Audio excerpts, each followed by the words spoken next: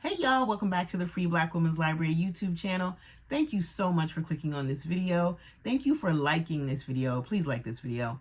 Thank you for subscribing to my channel. Please subscribe to my channel. Welcome back, y'all, to the Free Black Women's Library. We are doing the Free Black Women's Library Reading Challenge, which means that we are reading 25 books written by Black women or Black non-binary folks in 2024.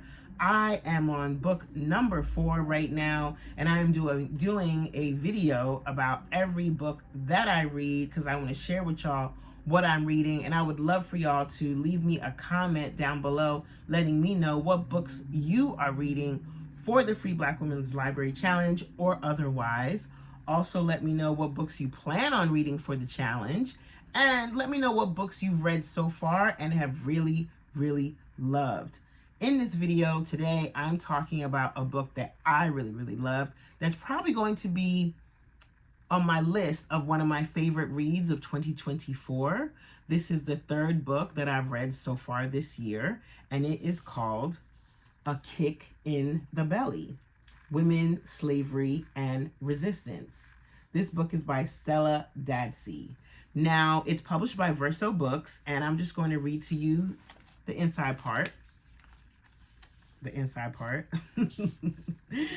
me a comment, let me know what that reference is from. All right, here we go. The forgotten history of women slaves and their struggle for liberation. Enslaved West Indian women had few opportunities to record their stories for posterity. In this riveting work of historical reclamation, Stella Dadzie recovers the lives of women who played a vital role in developing a culture of slave resistance across the Caribbean. Dadzie follows a brutal trail from Elmina Castle in Ghana and the horrors of the Middle Passage as slaves were transported across the Atlantic to the sugar plantations of Jamaica and beyond. She reveals women who were central to slave rebellions and liberation. There are African queens, such as Elmina, who led a 20,000-strong army. There is Mary Prince, sold at 12 years old, never to see her sisters or mother again. And Asante Nani, the Maroon, the legendary Obeah sorceress, guided the rebel forces in the Blue Mountains during the First Maroon War. Whether responding to the horrendous conditions of plantation life, the sadistic vagaries of their captors, or the peculiar burdens of their sex, their collective sanity relied on a highly subversive adaptation of the values and cultures they smuggled from their lost homes. By sustaining or adapting remembered cultural practices, they ensured that their lives of chattel slaves retained both meaning and purpose. A Kick in the Belly makes clear that subtle acts of insubordination and conscious acts of rebellion came to undermine the very fabric of West Indian slavery. This book is a winner, y'all. This book is a winner. Let me fix my light. It's getting dark. So, A Kick in the Belly: Women, Slavery, and Resistance by Stella Dadzie is an excellent book.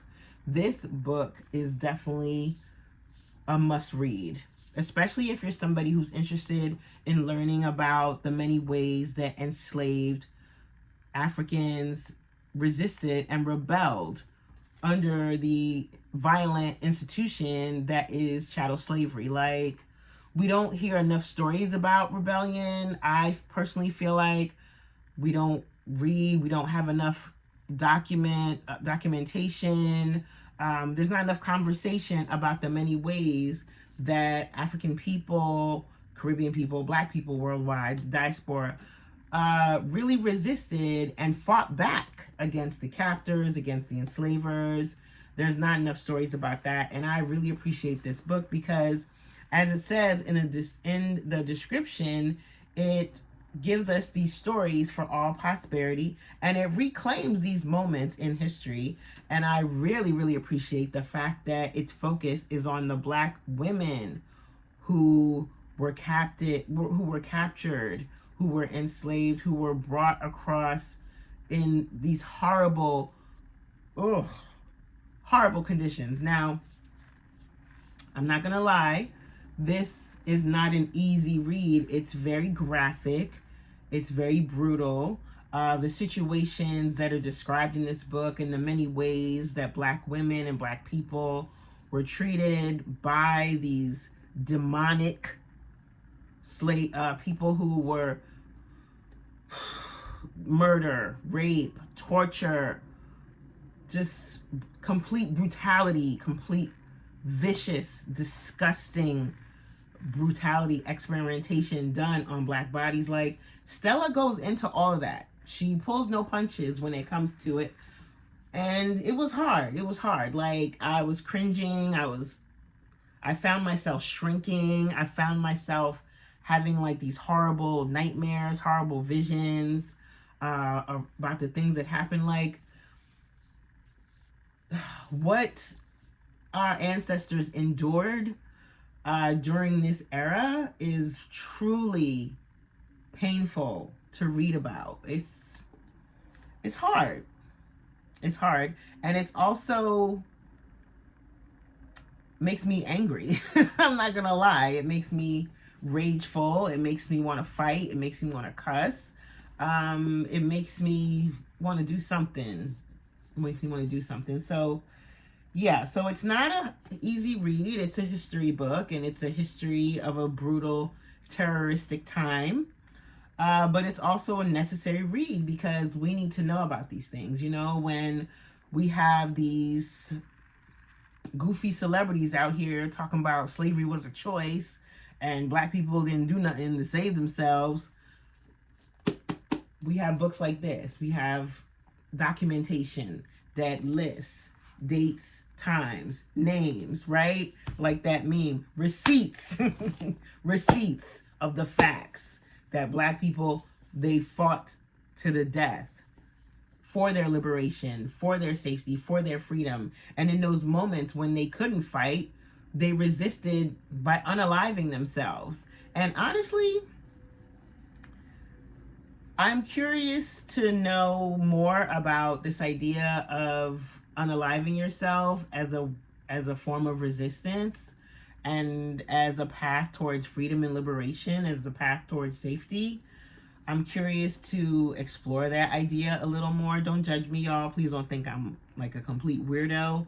But as somebody who has struggled with suicidal ideation in the past, I want to kind of change my relationship with that concept, that word, that pathway, that please don't judge me, and please do not worry about me. Don't be concerned about me. I'm not in that headspace right now. I've been in that headspace before in my life, and you know, I'm here. I'm grateful to be alive, grateful to be here.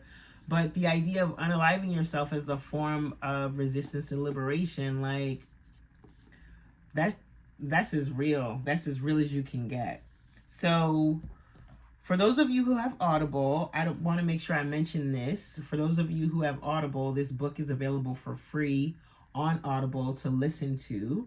And it's read by the great Bonnie Turpin, the queen of audiobooks.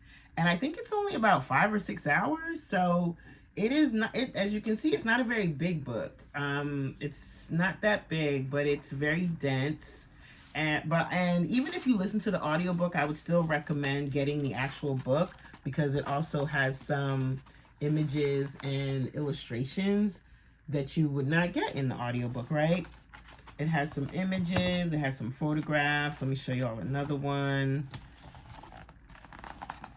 Yeah, if y'all can see that. So yeah, so I would recommend getting the audiobook, listen to the audiobook and getting the actual text. Especially if you're someone who is interested in learning about the intricacies of rebellion and resistance and the moments that were led by Black women especially. And another thing about this book is that, as I read in the Inside Dust Jacket, there is a focus on Caribbean women, and that's something I don't find a lot within books about slavery as well, is not that much conversation about the Caribbean connection. So yeah, so I give this book a 10. I give this book a 10. I love it. Oh, let me not be overly dramatic. I give it a 10. I give this book a 10, and I'm actually going to be reading this a couple more times. I'm going to be highlighting certain parts, and I'm going to be using some aspects of what I read here to research and read even more, and hopefully create some type of project around this, because this is a topic that's near and dear to my heart.